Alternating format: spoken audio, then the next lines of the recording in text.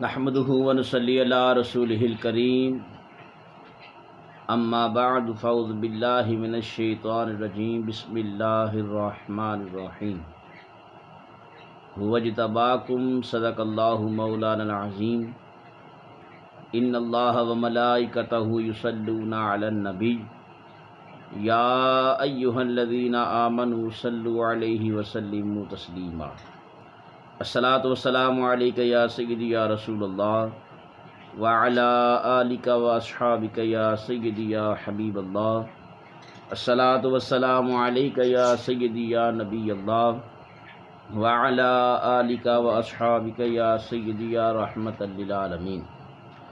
نہایت ہی واجب الاحترام سامعین و ناظرین، آج کے اس درس قرآن سلسلہ نمبر 85 میں قرآن کریم کی آیہ کریمہ کا کچھ حصہ تلاوت کرنے کا شرف حاصل کیا ہے۔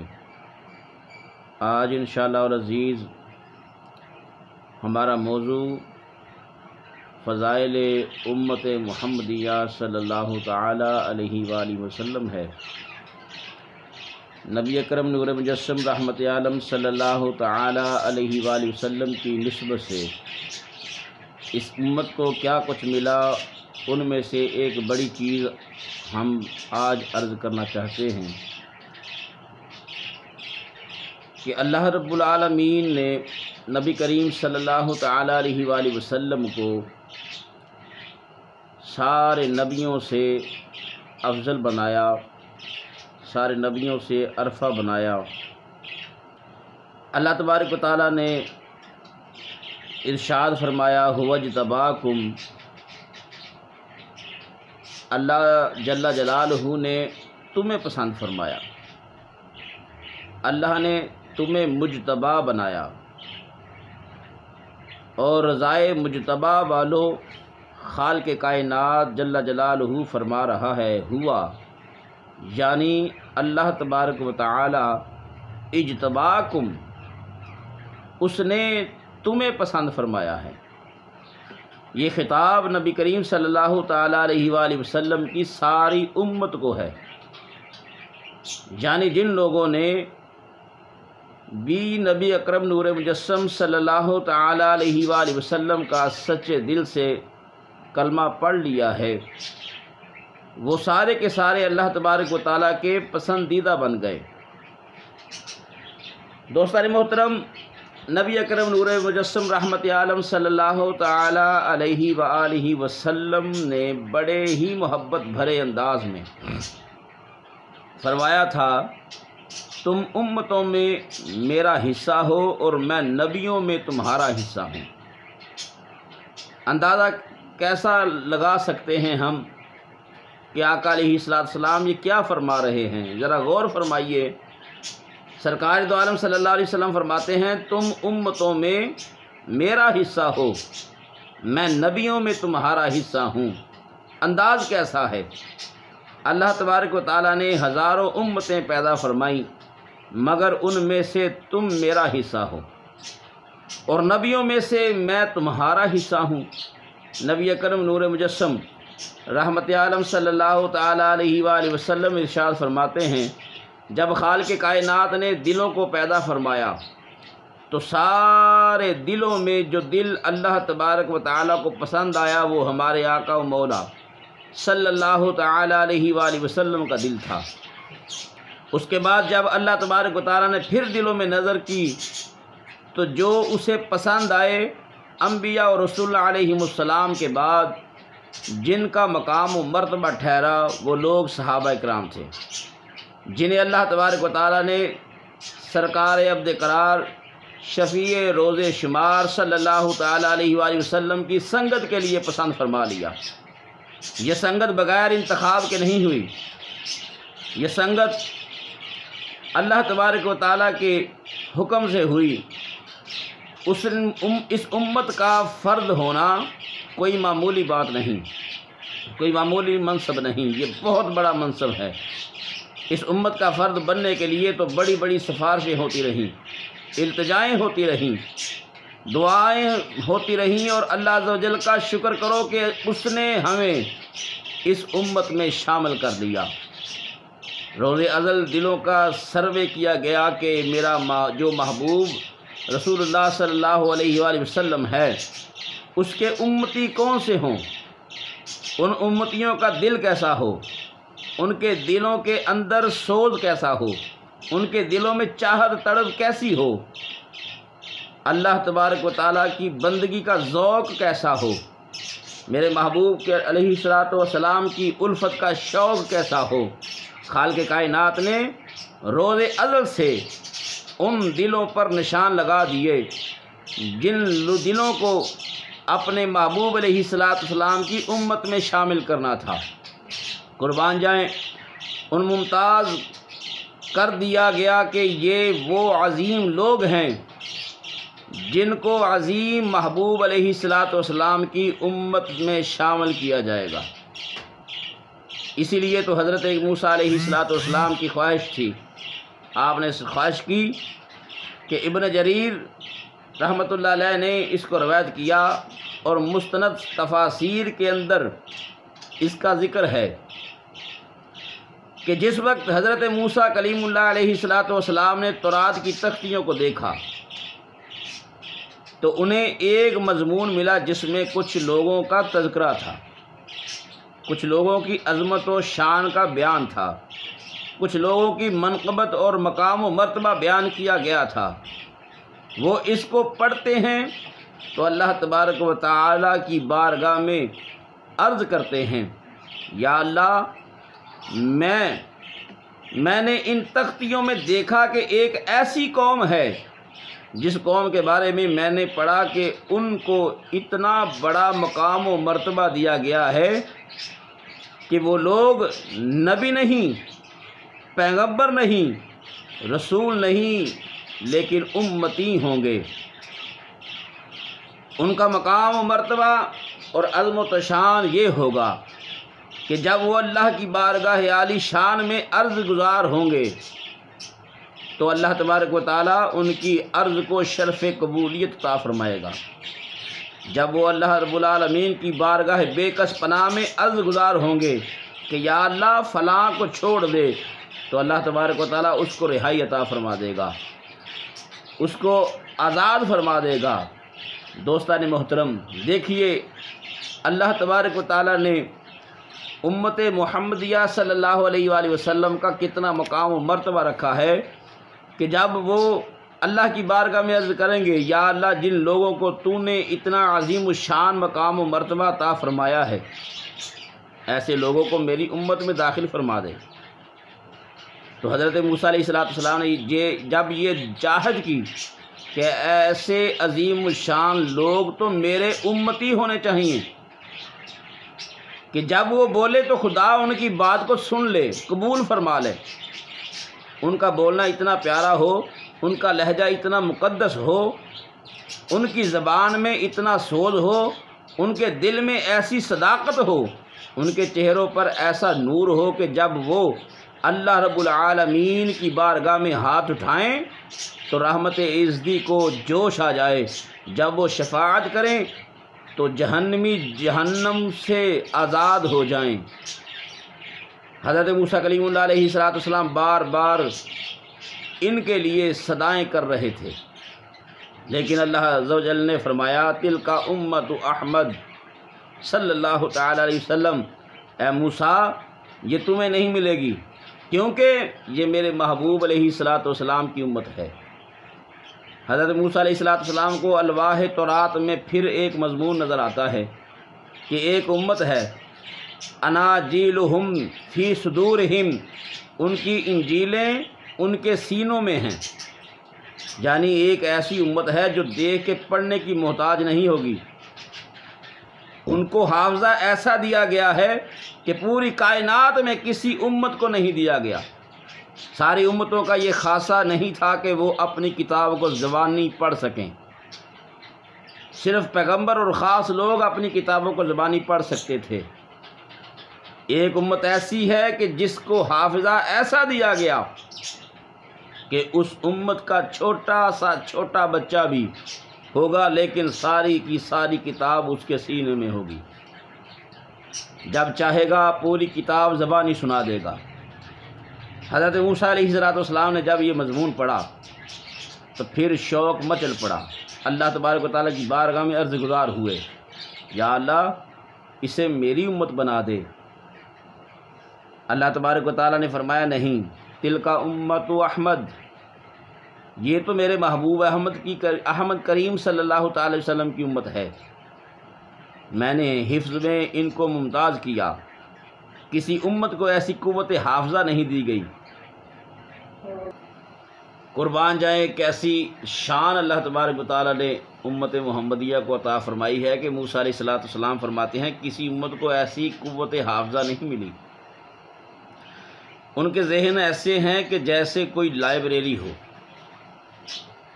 اور تمام علوم کی کتب سے اوپر ہو۔ میں نے اتنا حافظہ اور کسی کو نہیں دیا، اپنے محبوب علیہ السلام کے صدقے ان کو عطا فرمایا ہے جو میرے محبوب علیہ السلام کی امت ہیں۔ دوستان محترم، کیسا کمال اللہ تبارک و تعالیٰ نے فضل فرمایا ہے۔ فرمایا یہ اسی سوز کا حصہ ہے جس کو دیکھ کے حضرت موسیٰ علیہ السلام اللہ تبارک و تعالیٰ کی بارگاہ میں التجا کرتے تھے، یا اللہ انہیں میری امت بنا دے۔ جواب ملا نہیں، یہ تو محمد مصطفیٰ صلی اللہ علیہ وآلہ وسلم کی امت ہے۔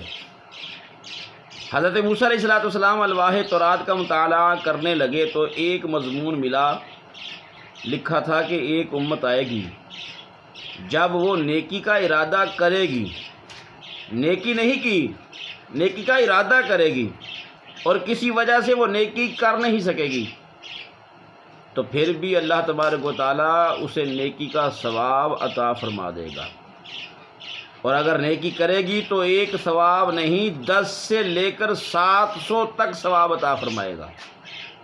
یہ امت کی فضیلت ہے۔ اگر کر نہ سکے صرف اور ارادہ کرے تو بھی ایک نیکی ضرور ملے گی۔ سبحان اللہ، 700 تک ثواب کی کثرت بیان کرنا مقصود تھا، ورنہ غیر محدود نیکیاں مل جائیں گی۔ حضرت موسیٰ علیہ السلام نے جب یہ پڑھا، اللہ تبارک و تعالیٰ کی بارگاہ میں عرض گزار ہوئے، یا اللہ انہیں میری امت بنا دے۔ اللہ تبارک و تعالیٰ نے فرمایا تلک امت احمد، یہ میرے احمد کریم صلی اللہ علیہ وآلہ وسلم کی امت ہے۔ یہ ساری باتیں اس لیے ہو رہی تھیں کہ روز ازل سے ہی انتخاب ہو چکا تھا، یہ فیصلہ ازل سے ہو چکا تھا کہ کون مصطفی ہوگا، کون محمدی ہوگا، وہ کون ہوں گے جن کے گلے میں محمد صلی اللہ علیہ وآلہ وسلم کے غلامی کا پٹا ہوگا، وہ کون ہوں گے جو ان کی خاک پانے کے لیے تڑپتے رہیں گے، وہ کون ہوں گے جو چہرے کی ضیاء کے لیے آنکھیں کھول کر راتوں کو جاگتے رہیں گے۔ ان لوگوں کو کوئی عام آدمی نہیں مانگ رہا تھا، اللہ تبارک و تعالیٰ کا جلیل القدر نبی حضرت موسیٰ علیہ السلام مانگ رہے تھے، لیکن جواب کیا ملا؟ اے موسیٰ یہ تمہارا نہیں ان کا حصہ ہے۔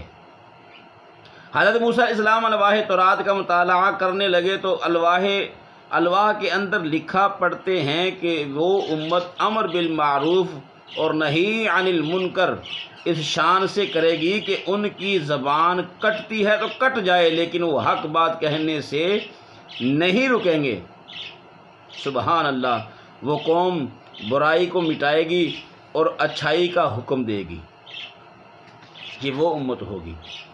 وہ امت جاہلیت کے نظام کے خلاف بغاوت کرے گی، گندے عقیدوں کے خلاف بغاوت کرے گی، وہ ان کے گندے عقیدوں کے خلاف جان ہتھیلی پر رکھ کے نکلیں گے۔ جب حضرت موسیٰ علیہ السلام نے الواح تورات میں ان کا تذکرہ پڑھا تو اللہ تبارک و تعالیٰ کی بارگاہ میں عرض گزار ہوئے انہیں میری امت بنا دے۔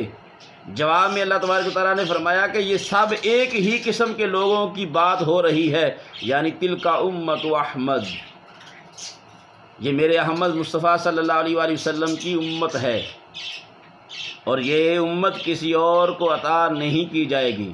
حضرت موسیٰ علیہ السلام جو ورق بھی مطالعہ فرماتے، الواح تورات میں سے جو تختی بھی دیکھتے تو بڑے بڑے اوصاف لکھے ملتے، ہر طرف ان کی فضیلتوں اور عظمت و شان کا ایک گلستان کھلا ہوا دیکھتے ہیں۔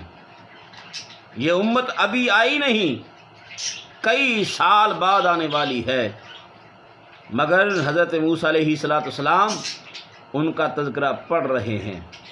جب بھی ان کے لیے طلب گزار ہوتے ہیں تو انہیں یہی جواب ملتا ہے، یہ تمہارا نہیں بلکہ یہ میرے محبوب علیہ السلام کا حق ہے۔ ابھی اور بھی بہت سے فضائل تھے، اختصار سے عرض کر رہا ہوں۔ بالآخر حضرت موسیٰ علیہ السلام نے مزید تختیاں کھولنی بند کر دیں۔ پھر بالآخر اللہ کی بارگاہ میں عرض گزار ہوئے، یا اللہ، اگر یہ میرے امتی نہیں بن سکتے تو مجھے احمد کریم صلی اللہ تعالیٰ علیہ وآلہ وسلم کا امت میں بنا دے، اس کی امت میں شامل کر دے۔ سبحان اللہ، قربان جائیں۔ یہ سرکار ابد قرار، حبیب کردگار، شفیع روز شمار صلی اللہ علیہ وآلہ وسلم کا امتی ہونا کوئی چھوٹا منصب نہیں ہے۔ اگر ایسا ہوتا تو اس کے لیے التجائیں نہ ہوتیں، دعائیں نہ ہوتیں، درخواستیں نہ ہوتیں۔ اللہ کے جلیل القدر نبی موسیٰ علیہ السلام اللہ تبارک و تعالیٰ کی بارگاہ میں اتنے شوق سے سرکار کے امتی ہونے کی تمنا نہ کرتے۔ سرکار کا امتی ہونا کتنا بڑا منصب ہے، یہ موسیٰ علیہ السلام سے کوئی پوچھے۔ یہ سرکار دو عالم صلی اللہ علیہ وسلم کا امتی ہونا وہ مقام ہے کہ بالآخر حضرت موسیٰ کلیم اللہ علیہ السلام آپ نے اپنے جذبات کا اظہار یوں فرمایا، یا اللہ مجھے ان کی امت میں شامل فرما دے۔ سبحان اللہ، قربان جائیں کہ اللہ تبارک و تعالیٰ نے کتنا بڑا فضل فرمایا ہے ہم پر۔ حضور نبی اکرم نور مجسم رحمت عالم صلی اللہ تعالیٰ علیہ وآلہ وسلم کا امتی ہونا ایسا رفع و اعلیٰ مقام و مرتبہ ہے کہ ہم اس کا تصور بھی نہیں کر سکتے، اور سرکار عبد قرار، حبیب کردگار، شفیع روز شمار صلی اللہ علیہ وسلم کی وساطت سے یہ بلند بالا عرفہ و اعلیٰ مقام و مرتبہ ہم کو نصیب ہوا ہے۔ ہمارے پاس ایسے الفاظ نہیں، ہماری فکر کی ایسی پرواز نہیں کہ ہم ایسے حقائق کو مکمل طور پر زبان سے بیان کر سکیں جس سے یہ پتہ چلے، جس سے واضح اظہار ہو کہ سرکار دو عالم صلی اللہ علیہ وآلہ وسلم کو اس امت سے کتنا پیار ہے۔ دوستان محترم، ایک دفعہ دوران مطالعہ مجھے ایک حدیث شریف پڑھنے کا شرف حاصل ہوا۔ اس کے مطالعہ کے دوران ایک عجیب کیفیت مجھ پر طاری ہو گئی۔ امام طبرانی نے معجم کبیر جلد نمبر 3 صفحہ نمبر 62 تا 64 میں فرمایا، اس کو روایت کیا۔ یہ بہت طویل حدیث ہے، میں اس کے چند اقتباسات آپ کے سامنے رکھوں گا، میری بات کو دھیان سے سننا۔ یہ وہ دن ہے جو صفحہ زمین پر میرے پاک محبوب علیہ السلام کا آخری دن ہے۔ دروازے پر دستک ہوئی، ایک شخص کھڑا ہے، کہتا ہے، السلام علیکم یا اہل بیت النبوتی و معدن الرسالتی و مختلف الملائکتی ادخلو۔ اے اہل بیت نبوت، اے معدن رسالت رسالت میں رہنے والوں، کیا میں اندر آ سکتا ہوں؟ ایک آدمی کھڑا ہے اور سلام عرض کرتا ہے اور کہتا ہے، اہل بیت نبوت، اے معدن رسالت میں رہنے والوں، کیا میں اندر آ سکتا ہوں؟ ایک ہے معدن سونے کی اور ایک ہے چاندی کی۔ وہ جو دروازے پر کھڑا ہے وہ کیا کہتا ہے؟ اے بیت نبوت اور رسالت کی معدن میں رہنے والوں، کیا میں اندر آ سکتا ہوں؟ اے اس گھر میں رہنے والوں جہاں فرشتے باری باری اترتے ہیں، کیا میں اندر آ سکتا ہوں؟ غور کرنا، جب یہ آواز آئی تو حضرت سیدہ عائشہ صدیقہ رضی اللہ تعالی عنہا، جن کی بصیرت کمال کی ہے، وہ کہتی ہیں، حضرت عائشہ صدیقہ رضی اللہ تعالی عنہا حضرت فاطمہ الزہرا سلام اللہ علیہا سے مخاطب ہو کر کہتی ہیں، اے فاطمہ، جو دروازے پر کھڑا اندر آنے کی اجازت مانگ رہا ہے، تم اس کو جواب دو۔ فقالت فاطمہ، تو حضرت سیدہ فاطمہ الزہرا سلام اللہ علیہا بولتی ہیں، اے میرے عظیم باپ اور اللہ عز و جل کے محبوب نبی کے دروازے پر آنے والے، غور کیجئے گا یہ کیسا فرمان ہے۔ آپ اندر سے فرماتی ہیں، اے میرے عظیم باپ اور اللہ عز و جل کے محبوب نبی صلی اللہ علیہ وسلم کے دروازے پر آنے والے، اللہ تبارک و تعالیٰ تیرے آنے پر برکتیں کرے۔ آپ کو اس وقت اندر آنے کی اجازت نہیں مل سکتی، کیونکہ اس وقت سرکار عبد قرار حبیب کردگار اپنے نفس میں مشغول ہیں، اس وقت ان کی طبیعت پر کافی بوجھ ہے۔ یہ سن کے وہ چپ ہو گیا۔ تھوڑی دیر کے بعد وہ پھر کہتا ہے، اے اہل بیت نبوت، اے اہل معدن رسالت، کیا میں اندر آ سکتا ہوں؟ سیدہ عائشہ صدیقہ رضی اللہ تعالی عنہا پھر فرماتی ہیں، اے فاطمہ ان کو جواب دو۔ تو وہ کہتی ہیں، اے آنے والے تیرا آنا مبارک ہو، مگر ہم اجازت نہیں دے سکتے، کیونکہ اس وقت سرکار دو عالم صلی اللہ علیہ وسلم کی طبیعت پر کافی بوجھ ہے۔